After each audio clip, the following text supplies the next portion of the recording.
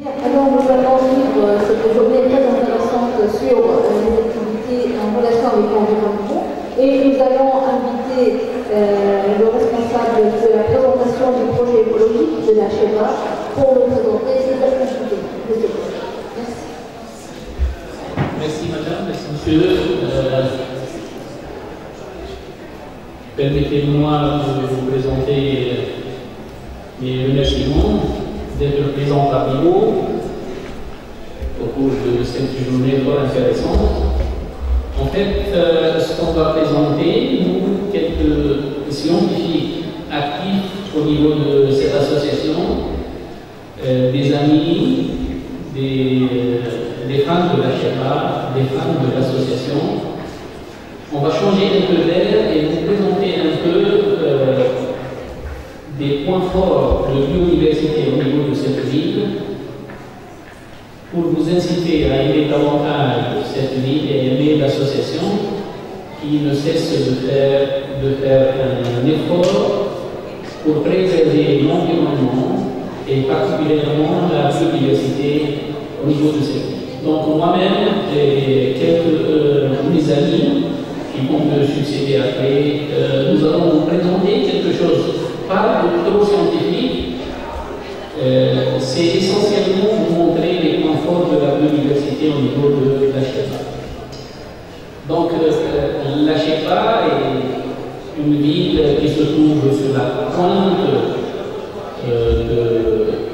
du ventre de la Tunisie, si je peux dire.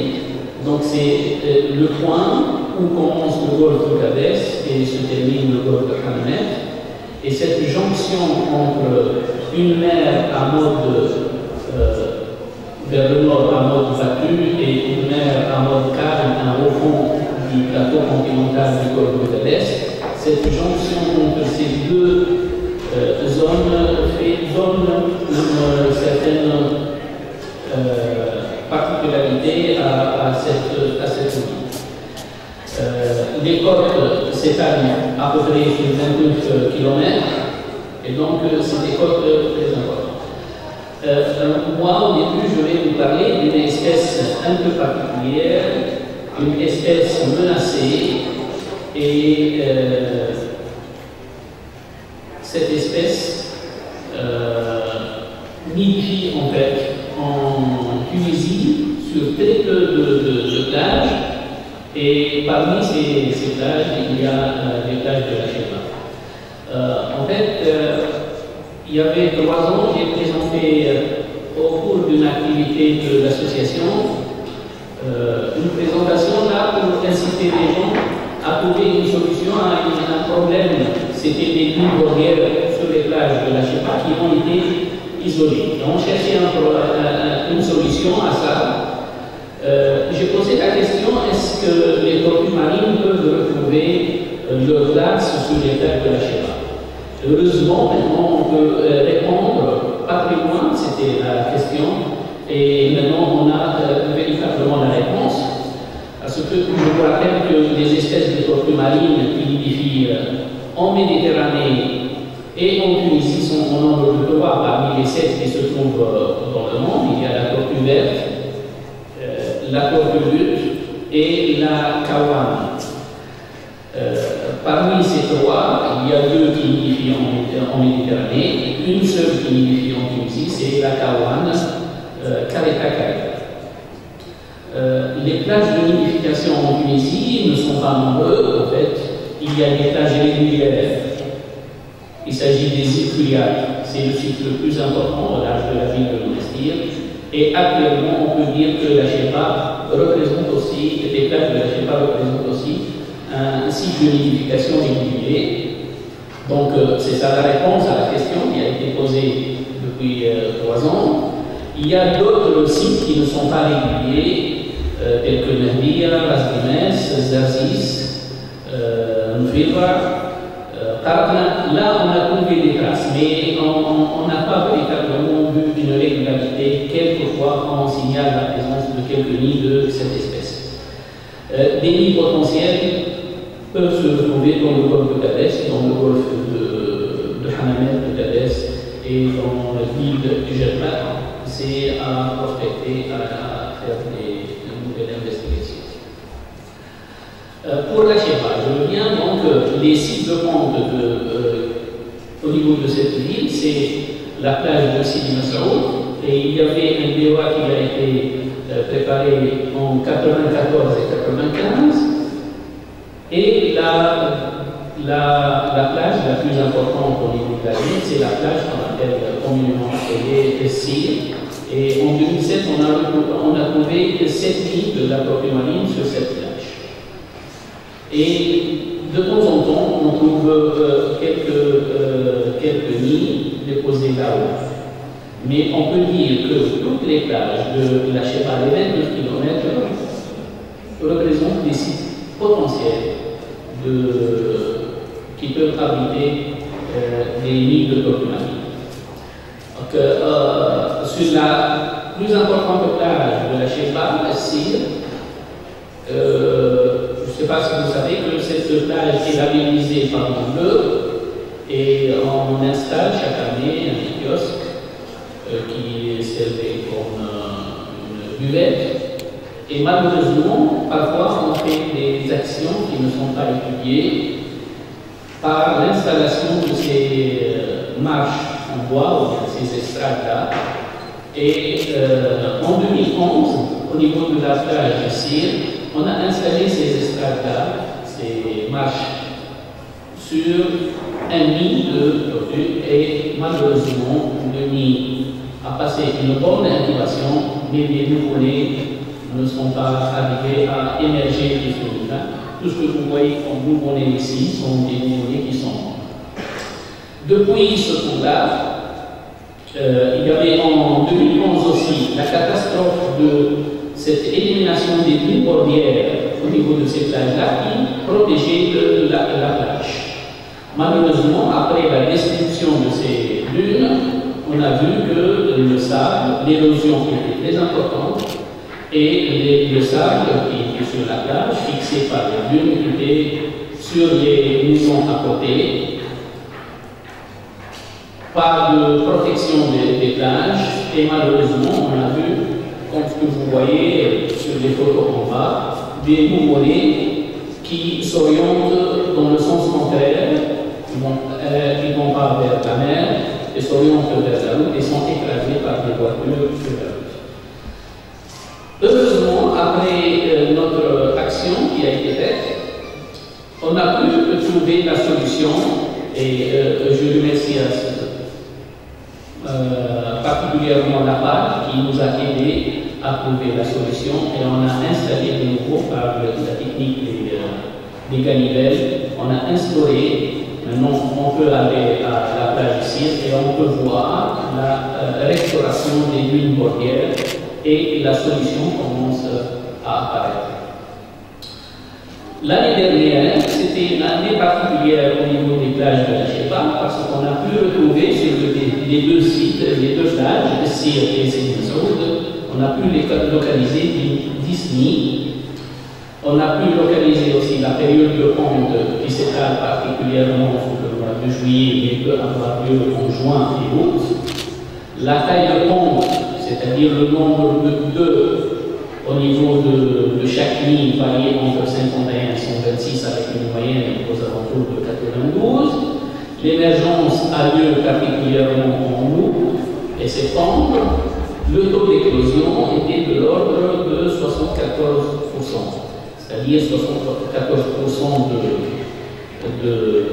des œufs arrivent à former convenablement des nouveau-nés. Et c'est des chiffres qui montrent que les plages de la Sheba sont propices à la nidification. Comme résultat aussi, on a pu déterminer la sexe ratio. Donc, vous savez que chez les tortues marines, la détermination du sexe se fait par la température d'incubation. Donc, les températures faibles donnent plus de mâles, les températures élevées donnent plus de femelles. Contrairement à ce qui est signalé à l'échelle mondiale, à l'échelle régionale en Méditerranée, on a trouvé que le site de la Sheba donne plus de mâles, contrairement à ce qui est connu, que la majorité des sites donnent plus de femelles. Et donc là, ça nécessite davantage des investigations. Je vais parler rapidement des sources de nuisance pour donc, essayer de trouver des solutions. Il s'agit essentiellement de la fréquentation des plages, l'installation des parasols, qui doit être étudiée. On ne peut pas empêcher les gens d'y accéder à la plage ou bien d'installer des parasols, mais ça doit être fait d'une bonne manière. La source majeure de nuisance, c'est la lumière. Et comme vous voyez, au niveau de ces maisons en arrière de la plage, vous voyez ces projecteurs, vous voyez ces lampes dont certaines sont orientées vers la plage, et une photo prise pendant la nuit, ça c'est la mer et ça c'est la route. Et donc, les nouveau-nés ont un phototropisme positif, et au lieu de s'orienter vers la mer, ils sont orientés vers la route et sont écrasés par les voitures malheureuses. Donc on doit chercher une solution. Heureusement que grâce à ces calibres-là, les dunes bordières sont reconstruites, mais il faut chercher une solution particulière à ces projecteurs et à cette lumière. Il y a le octet de Posidonie et il y a malheureusement la perturbation des nids. On a signalé ça l'année dernière. De toutes les façons, ça c'est des sources. Je peux ajouter aussi une source majeure qui est très connue, c'est l'interaction avec la pêche. Et où on essaie de sensibiliser les gens, et particulièrement les pêcheurs, à ce problème-là, pour ne pas voir des photos comme celle-là qui a été diffusée d'une manière très gênante. C'était en 2011-2012, et j'espère par des actions de sensibilisation arrêter ça. Je ne vais pas m'attarder, là je vous ai montré une espèce un peu particulière, et je vais passer la parole à certains à mes amis qui vont continuer cette présentation. Merci Salman. Je vais continuer avec quelques données morphologiques de la région de Chèvre. Alors, comme vous savez, il y a une flèche Gadraya, donc dans la zone sud de Chèvre. Alors, il y a dans cette zone une zone voisine une riche biodiversité dans les zones humides. Nous avons creusé dans les années 80 un chenal, et ce chenal a perturbé la dynamique sédimentaire avec un dépôt de sable.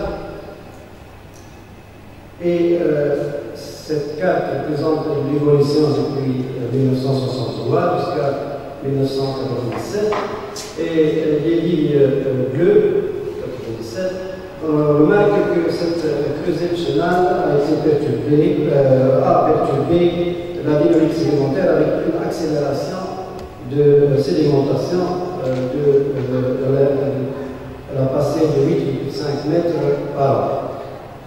Alors, une espèce caractéristique et très importante dans la région de Chèvre sont les herbiers de Posidonie dans cette région sud. C'est une cartographie. On remarque cette couleur verte, ce sont les herbiers de Posidonie, très étendus et caractéristiques, puisqu'il y a des paysages particuliers, tels que les micro-atomes, tels que les herbiers tibés. Ces deux herbiers sont vulnérables et protégés par les organisations mondiales, internationales, puisque ce sont des écosystèmes particuliers. Alors, là, je vais vous présenter quelques paysages au nord du château. Donc, toujours avec les herbiers de Posidonie, leur importance, c'est qu'ils produisent de l'oxygène, qu'ils constituent un pôle de biodiversité, des centaines, voire même des milliers d'espèces végétales, animales et surtout algales et des invertébrés. Elle constitue un producteur primaire très important où cette production peut être consommée in situ ou exploitée, et surtout elle est une filière et une nurserie pour de nombreuses espèces de poissons telles que le Dipidus, le spaz, le spalion, etc. Alors, encore quelques paysages et espèces caractéristiques. Les pelouses aussi brossées, on dit voyagement, et une espèce qui est introduite, Alophila, les colères et les coralligènes. Alors aussi les cystosères ont l'énorme forêt, puisque comme vous voyez dans les photos, ce sont des véritables forêts. Alors une richesse très importante des algues, calcaires, folioles, des spongiaires, etc. Mais aussi d'autres espèces telles que les bryozoaires, les éponges et les cnidaires, les crustacés, les annelides, les chronodères, les crémanciers, mais les vertébrés, les poissons. Donc, Cheb est une région dont les poissons sont les plus appréciés. Alors, je vais parler d'une zone qui a été prospectée, c'est la région de l'ouest de la Fara. Cheb, on a trouvé une très grande richesse en paysages marins, tels que les herbiers, les herbiers récifs barrières, les herbiers de plaine, et aussi nous avons trouvé des herbiers tigres. Alors, une cartographie de cette zone montre l'étendue de ces herbiers, mais aussi des algues phytophiles et des pelouses assez cimolosées. Cette zone est caractérisée par une surface fourrière la plus importante de la région. Elle contient aussi, cette zone, quelques espèces qui sont protégées, telles que Pilissolis capitatus. Cette espèce est très rare en Méditerranée, sauf qu'à Cheb, elle est à l'inverse très fréquente. C'est une espèce menacée et protégée par les Nations Unies. Alors aussi, nous trouvons un Pinna nobilis, une espèce aussi protégée et vulnérable. Alors les risques potentiels qui peuvent affecter cet écosystème, cette biodiversité, tout d'abord l'aquaculture, surtout l'aquaculture non réglementée. Alors qu'est-ce qu'elle peut engendrer par l'enrichissement alimentaire nutritif, le développement d'algues microscopiques qui peuvent provoquer des eaux colorées, alors qui peuvent aller jusqu'à une mortalité des poissons. Aussi, il y a risque de prolifération anormale de méduses. Là, on pose la question, si elle reste vérifiée, mais surtout l'année 2011, nous avons remarqué anormalement une prolifération de beaucoup de méduses. Les gens de Cheb et les amis de Cheb ont peut-être remarqué ça. Alors, d'autres risques, les engins de pêche destructeurs, une pêche non réglementée qui ne respecte pas une profondeur minimale et le diamètre des mailles. Alors aussi l'ancrage des herbiers de pseudonyme par les embarcations, et Kis, qui revient à Sherpa après la Révolution. Alors, aussi, l'invasion de l'Empire Existoria, est-ce qu'il y a à Sherpa? Aucune idée, malgré que la première civilisation en Tunisie était en phase de Sousse en 2005. Alors, je passe la main à M. Hicham Qassim, qui complète la présentation. Je vous remercie. Merci Sylvie. Bienvenue à tous nos invités. Je continue d'exposer. Comme vous savez, les ressources aquatiques contribuent de manière significative à la richesse nationale et à l'équilibre de la balance commerciale. En effet, ces ressources sont menacées par une multitude de facteurs tels que la pêche abusive, dégradation des habitats et la pollution de la mer. Dans ce cadre, et plutôt dans ce contexte, nous, au sein de la faculté des sciences de Sfax et en collaboration avec l'université de Barcelone, faculté de pharmacie, nous avons pu mettre en disposition un modèle qui permet de suivre les pollutions au niveau des écosystèmes aquatiques.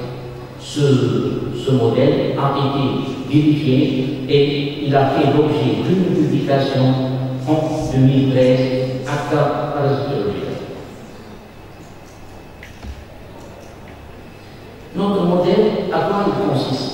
Notre modèle est très simple, mais il est très efficace. Comment il est simple et comment il est efficace?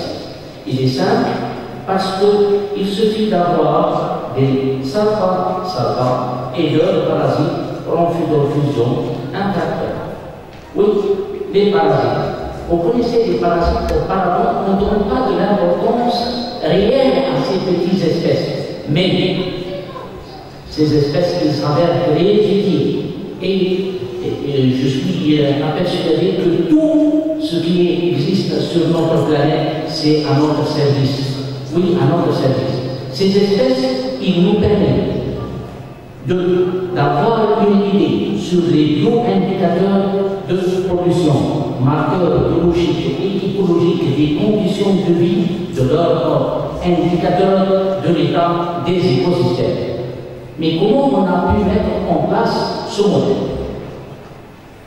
Nous avons pris deux stations.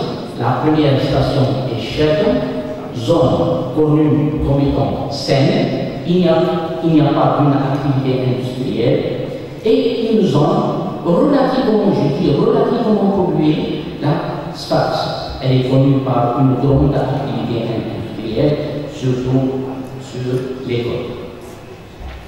Nous avons pris 31 spécimens de sarpa en provenance de Sherpa et 24 spécimens en provenance de Sfax. Ces espèces, pour tous ces poissons, nous avons enlevé des parasites et nous avons effectué une série d'étapes pour doser les éléments polluants. Qu'est-ce que nous avons trouvé? Nous avons, suite à cette analyse, nous avons trouvé que pour les reins, pour le foie, pour le muscle, pour le parasite, sur les côtes de sarpa de Sherpa, il n'y a pas de dose ou de concentration qui dépasse les normes européennes. Donc, je confirme et j'invite tous nos professeurs et nos invités à profiter de l'occasion de manger des bons poissons de la Sherpa. Oui, des bons poissons, ils sont confirmés maintenant, qu'ils ne sont pas pollués et ça, à ne pas rater. Deuxièmement, la côte de Sfax. Qu'est-ce que nous avons détecté de particulier? Nous avons détecté la présence de palédium dans la musculature de Salpa. De plus, une forte concentration du plomb dans les différents tissus réguliers. De plus, cadmium, donc très forte concentration de cadmium dans le foie et le rein. Et en conclusion, qu'est-ce que peut-on déduire? On peut déduire que les sabbats de Shaitan ne présentent aucun risque sanitaire pour l'homme. Deuxième conclusion, les concentrations élevées du cadmium au niveau des reins et du foie des sabbats des côtes de Saxe sont en réalité reliées au mode de vie qui met en contact ces espèces ou ces poissons en contact avec leurs sédiments qui est relativement contaminé. Enfin, il me reste qu'à souhaiter le bienvenu à tous nos invités, profiter de l'occasion de manger des bons poissons qui ne sont pas pollués. Et je cède la parole à Dr. Ahmed Chérif. Merci, c'est Michel pour cette invitation. Et j'invite aussi tous nos invités à en profiter de cette occasion. Donc, en fait, ce qu'on a voulu montrer ici, c'est qu'on a voulu mettre l'importance de ce pôle de biodiversité au niveau de cette ville. Et le titre qui était projet de la Shepa, ce n'est pas un projet, c'est plutôt un souhait, c'est une vision. Qu'est-ce qu'on veut faire et à l'échelle au niveau de cette ville et particulièrement à travers notre association. En fait, notre vision, nous souhaitons avoir au niveau de cette ville un centre de biodiversité marine. Un centre, qu'est-ce que cela veut dire? En fait, c'est un centre d'accueil pour accueillir des chercheurs, des stagiaires, des étudiants, des élèves, tout le monde, tous ceux qui veulent travailler à la Shepa, parce qu'on est très ouvert sur la mer particulièrement. Un centre de formation et de stage. On est en train de faire des formations pour des stagiaires qui viennent sur des étudiants pour faire des stages avec les tortues marines, des stages sur les techniques d'échantillonnage, ainsi de suite. On peut faire ça au niveau de cette ville, au sein d'un centre de biodiversité. Un centre qui dispose d'une bibliothèque, d'une documentation importante, d'une lieu qui est en bon état, je ne sais pas. Au niveau de ce centre, on peut faire la cartographie, etc. Donc, une ville comme la Shepa, malheureusement, ne dispose pas, très attachée à la mer, mais ne dispose pas d'un musée ou bien d'un aquarium. Nous voulons avoir ça au niveau de cette ville. Voilà ce qu'on a voulu faire, ce qu'on a voulu montrer au niveau de cette présentation. Et nous invitons tout le monde, les décideurs, nous pouvons faire ça, mais nous cherchons l'aide par vous, par votre côté, à travers tout le monde, tous ceux qui peuvent nous aider, vous êtes invités à nous aider. Je l'espère voir très prochainement. Et voilà. Je félicite, je joins à Madame Ammar, je félicite toute l'équipe qui est intervenue pour ces exposés très intéressants. Et c'était un panorama sur la ville de Shepa. Je vous félicite pour votre environnement. Et puis par la suite, je considère que, bon, nous, on commence à être inquiets de ne plus trouver de stations témoins pour nos travaux d'évaluation de la pollution, pour n'importe quel élément de pollution, que ce soit les métaux lourds, les hydrocarbures, les perturbateurs endocriniens, etc. Donc on commence à vraiment être handicapé de ce côté-là. Je pense que votre ville peut être vraiment une station témoin qui, je ne sais pas, qui peut nous renseigner sur l'état de pollution des autres zones, parce que la côte de la Tunisie, maintenant, il ne reste pas grand-chose. Hein. Et puis par la suite, je reviens un peu sur l'exposé de Ahmed. Alors, Ahmed, vous avez parlé un peu de si vous voulez, de sexe, selon les conditions climatiques.